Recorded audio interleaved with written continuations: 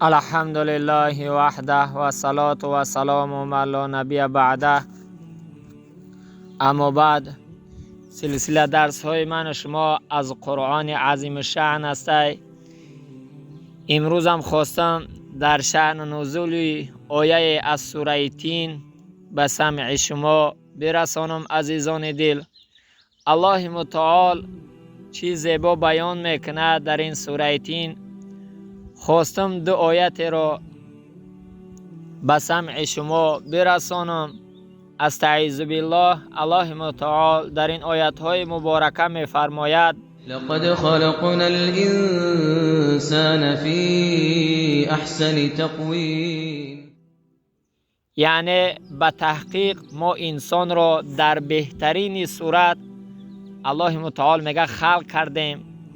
عزیزان دل، وقتی که الله متعال میگوید ما انسان را در بهترین صورت خلق کردیم، من شما باید یک تفکر کنیم، یک اندیشه کنیم به بدن خود که چی نعمتهایی را الله متعال به من شما نصیب گردانیده است که از دیگر مخلوقات فرقیت دارد. بنده خواستم در همین کمی به شما صحبت داشته باشم.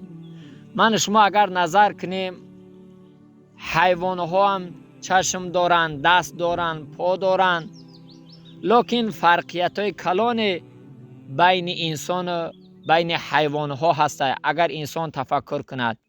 شما اگر نظر کنید که حیوان ها چگونه میخورند و انسان چگونه میخورد و حیوان چگونه می آشامد و نظر کنید انسان چگونه می نوشد و حیوان چگونه خواب میکند و نظر کنید که انسان چگونه خواب میکند و حیوان چگونه زندگیش پیش میبرد و انسان چگونه زندگیش پیش میبرد.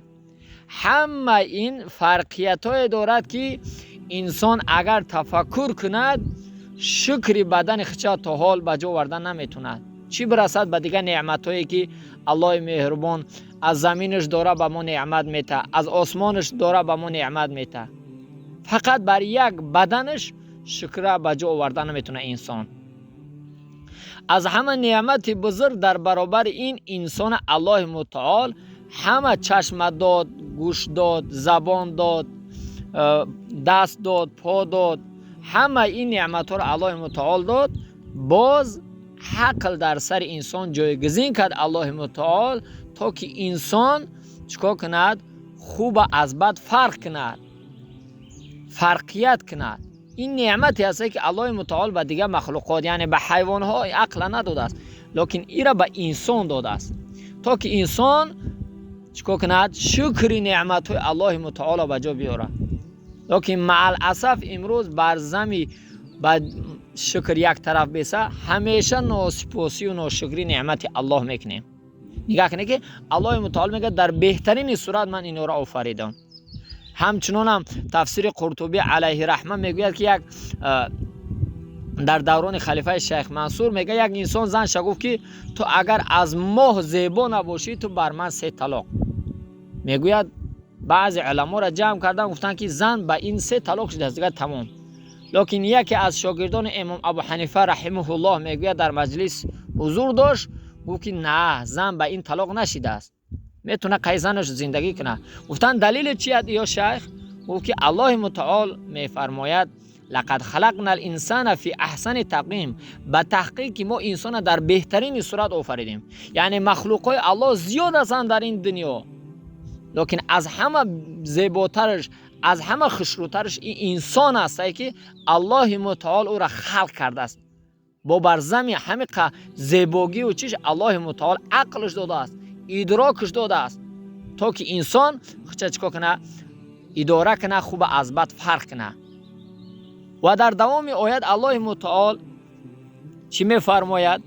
الله متعال در آیه دیگرش، در آیه 5 ثم رددناه اسفل سافلین، سپس او را به پسترین مراتب پستی بازگردانیدیم.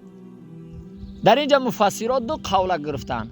یکی از مفسران کرام بر این قول هستند که میگوید که ثم رددناه اسفل سافلین، یعنی همون انسانی که از مادر تولد می شود، بعدا او را جوان میکنیم، تنومند میکنیم، چقدر روش میاد، چقدر رشد و نما میاد، همون انسان الله متعال میگه با ضعیفی و با پیری میبریم. باز همون انسانی که هم جوانی تنومند بود، سالم بود، چی بود، باز همون جوان با پیری میبریم. یعنی با پیری که رسید فرسوده می شود، مونده می شود، ضعیف می شود، چشمش نابینا می شود، گوشش ناشنوا می شود، یعنی به ضعیفی می رود.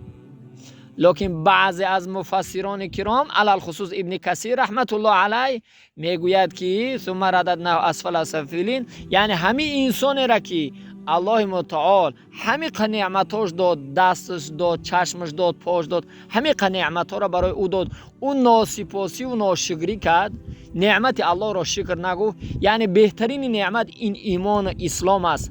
یعنی دین مقدس اسلام پس سر گذاشت، ایمان قبول نکرد، مسلمان که نشید، او را در پسترین جای دوزخ جا میکنیم، اسفل سافلین.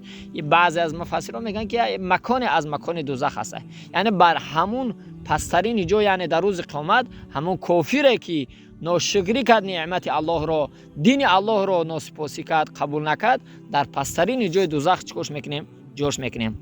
به همین خاطر عزیزان دل، من شما هم امروز که به هر کسی که وقتی که کار میکنیم در کار او ضایع کردیم، کار او را انجام ندادیم، از کارخونه من شما را خارج میکند، الله متعال هم وقتی که انسانی که در دنیا نعمت او را ناسپاسی و ناشکری میکنه و دین الله را قبول نمیکنه یا کفران نعمت میکنه، در بدترین جای دوزخ کش میکنه، جاش میکنه.